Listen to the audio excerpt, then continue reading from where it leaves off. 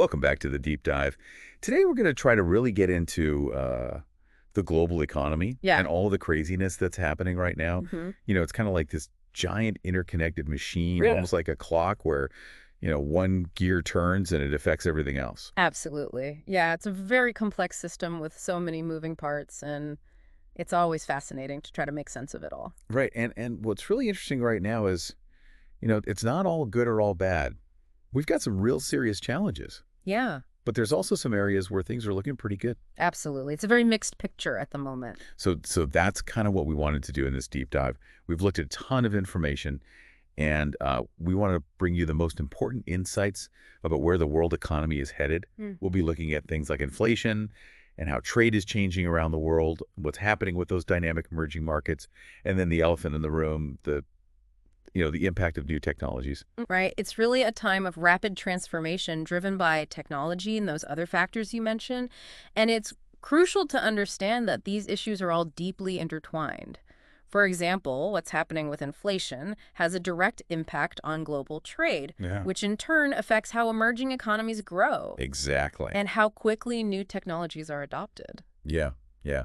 Okay, so maybe we should start with kind of the big picture overview. Sure. And I think, the thing that's on everyone's mind is inflation right now. Yeah, definitely. It's a major concern. I mean, we're all feeling it every time we go to the grocery store or fill up our gas tanks. Right. And we've seen really significant price increases in some of the biggest economies like the U.S., the U.K., and across the Eurozone. And those central banks, the ones who control interest rates, Yeah. they've been responding by raising those rates. Right. And, when you raise interest rates, that makes it more expensive for businesses to borrow money to expand. And it can also make things like mortgages less affordable for people. Right, And right. I mean, it's like they're trying to cool things down yeah, so exactly. the economy doesn't overheat. Trying to kind of tap the brakes a little bit on economic activity. Exactly.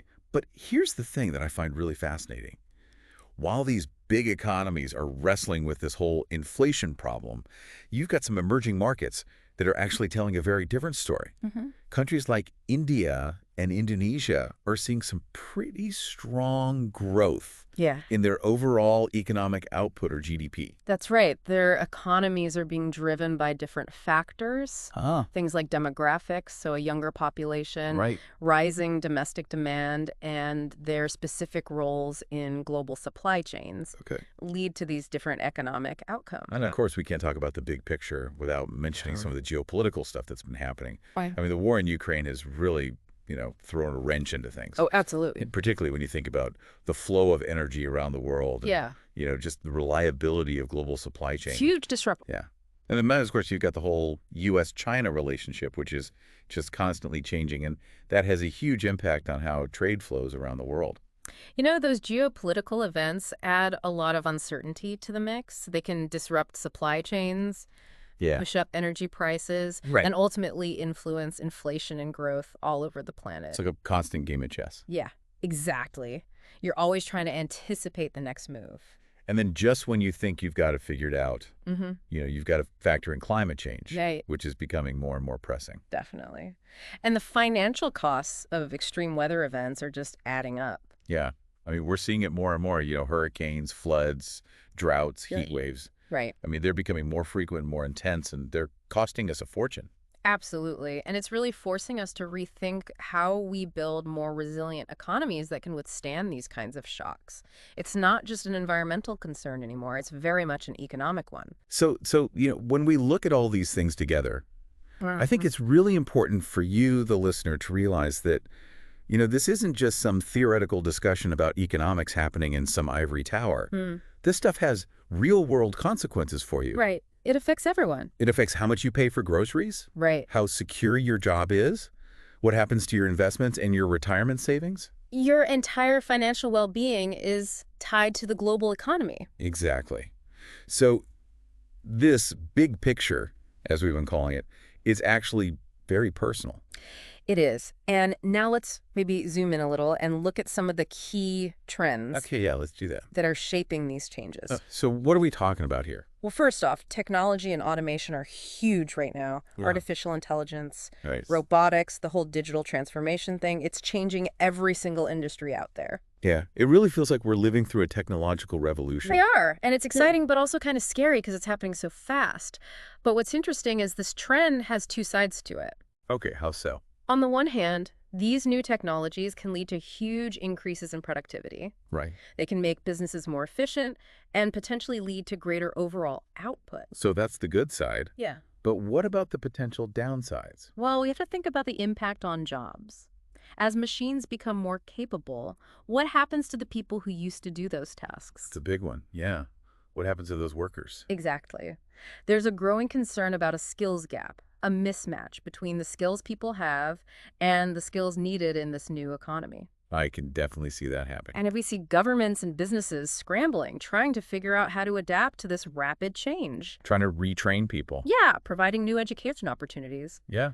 But it's a big challenge. Yeah. Okay, so that's technology. What's next? Well, then we have this interesting dynamic of globalization versus deglobalization. Okay, explain that one to me. So for a long time, the trend was towards greater global interconnectedness. Right, more trade, more investment, Mhm. more movement of people and ideas across borders. Exactly. And that had some real benefits. It made things more efficient and gave people access to a wider variety of goods and services, often at lower prices.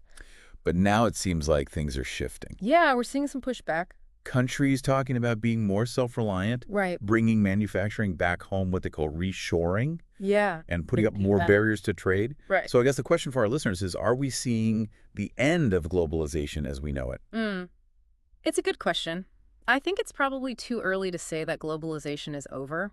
Okay. It's more likely that we're seeing a readjustment, Mm-hmm. a move towards a different kind of globalization, maybe more regional trade blocks, Right. and a focus on making supply chains more resilient, even if it means sacrificing some efficiency. Okay, that makes sense. Yeah. And then, of course, there's the whole green economy thing, which is really being driven by the urgent need to address climate change. Yeah, this is a big one. We're talking about transitioning to renewable energy. Right, solar, wind. Yeah, and adopting more sustainable practices across all sectors of the economy. And this transition is creating all sorts of new industries. It is. Think about companies that are making solar panels, Right. electric vehicles, or focusing on sustainable agriculture. And those industries need workers. They do. They create jobs.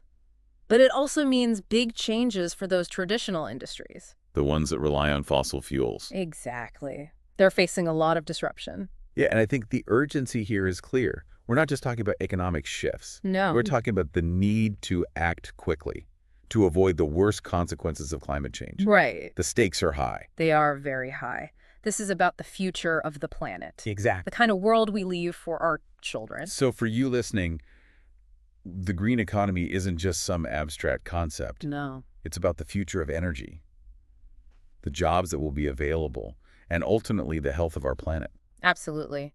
These key trends, technology, globalization, the green economy, they're all shaping our world in profound ways. Yeah, they are. Okay, so we've talked about the big picture and some of the key trends.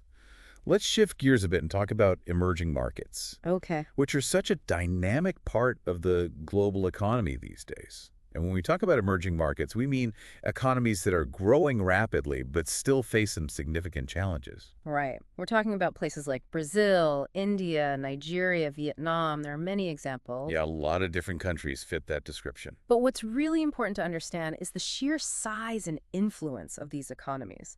Combined, they contribute more than half of the global GDP. Wow, that's incredible. Yeah. They're not just bit players anymore. They're driving global growth. But it's not always a smooth ride, is it? No. These economies often face significant challenges like high levels of debt, Right. political instability, and in many cases, a heavy reliance on exporting raw materials. This can make them vulnerable to global economic shocks. It's like they're on a roller coaster sometimes. Yeah, their growth can be very volatile. External factors like changes in commodity prices or shifts in global financial conditions can have a big impact. So let's take India as an example. Okay. I mean, it has this amazing growth momentum, It does. It's one of the fastest growing economies in the world. driven by a large young population Yeah. and a really booming tech sector. Yeah. But at the same time, India still struggles with income inequality and infrastructure challenges. Like roads and power. Exactly. Those are crucial bottlenecks that need to be addressed for India to reach its full potential. And you look at Africa, Yeah. which has this immense potential. I mean, there's a rapidly growing middle class, abundant natural resources. But a lot of African nations struggle with access to capital for development Right. and also political instability in some regions. Yeah, those are big obstacles. But the potential is there. Africa has a young and growing population, and it's rich in resources. If those challenges can be addressed, Africa could see tremendous economic growth in the coming decades. So the point is that what happens in emerging markets has global consequences. It does. Their growth drives demand for goods and services from all over the world, Yeah. and any instability they experience can have ripple effects across the entire global economy. Absolutely. Yeah. What happens in these markets matters to all of us. So we've looked at the current state of the global economy, some of the key trends shaping the future, and the role of emerging markets. The big question now is, what does the future hold? Yeah, where do we go from here? Well, it's tough to say for sure. Predicting the future is always a risky business, Right. especially when it comes to something as complex and dynamic as the global economy. But we can point to some key factors that are worth watching. Okay, like what? Well, first, there's the whole inflation situation and how central banks manage it. Can they bring inflation under control without causing a recession? Right. It's a tough balancing act. It is. They're walking a tightrope, Okay. trying to find that sweet spot where they can cool down the economy without causing too much damage. Then there's the geopolitical situation, Yeah. particularly the U.S.-China relationship. How that evolves is going to have a huge impact on global trade and the way supply chains are organized. It's one of the most important bilateral relationships in the world. Yeah, and it's so unpredictable. It is. Are we going to see more cooperation or more conflict? That's a big question mark hanging over the global economy. And of course, there's climate change Right. and the transition to a green economy. That's the big wild card. Yeah. Will governments and businesses move quickly enough to meet those climate goals? The speed and scale of that transition will determine a lot about what the future looks like. It will. It will reshape industries, create new jobs, and have a huge impact on our environment. So it seems like we're at a pivotal moment. We are. The decisions we make today will have long-lasting consequences. Well, that's about it for our deep dive into the world economy. We've covered a lot of ground, We have. and I hope this has given you some food for thought. Yeah. It's a lot to digest, but it's important to stay informed. On that note, here's a final thought to ponder on your own. Given all this interconnectedness we've talked about today, what single global event do you think could have the biggest and maybe most surprising impact on the world economy in the next 5 years? Interesting question. It really makes you think about all the possibilities out there. Yeah. And remember, understanding the economy isn't just for experts.